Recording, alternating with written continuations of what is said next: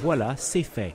Après 52 ans d'indépendance, la Guinée a enfin tenu une élection présidentielle dans des conditions que les observateurs internationaux jugent acceptables. Le deuxième tour ayant eu lieu dimanche, la question est maintenant de savoir si tous les Guinéens accepteront le résultat. Les candidats en présence. D'un côté, Cellou Dalein Diallo, 58 ans, ancien Premier ministre et membre de l'ethnie Peul qui représente 40% de la population. De l'autre, le Malinké Alpha Condé, 70 ans, issu de la deuxième ethnie du pays, dont il tire une bonne partie de son soutien.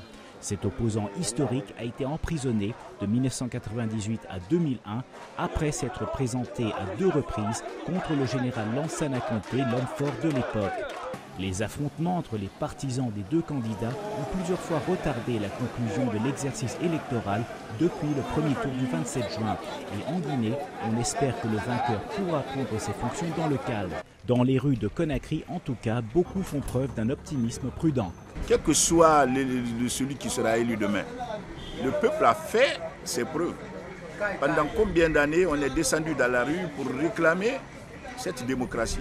Alors personne au groupe, personne, je dis bien personne, ne pourra confisquer cette démocratie désormais. Bon, nous avons tout l'air de croire que les résultats seront acceptés par tous. Oui. Oui, parce que vous savez, le peuple guinéen est suffisamment mûr. Il peut y avoir des petits incidents, mais très très légers, passagers aussi. Quel que soit Alpha, quel que soit Cellou, on est content. La personne qui est gagnante, il n'a qu'à gagner. Et voilà, on est très content pour la vote. En Afrique de l'Ouest, on observe avec attention les derniers développements en Guinée, car celle-ci ainsi que la Côte d'Ivoire essaient de mener à bien la transition vers une démocratie stable. Toute violence dans un pays comme dans l'autre serait un coup porté à la stabilité de la sous-région. Robert Daguillard, La Voix de l'Amérique à Washington.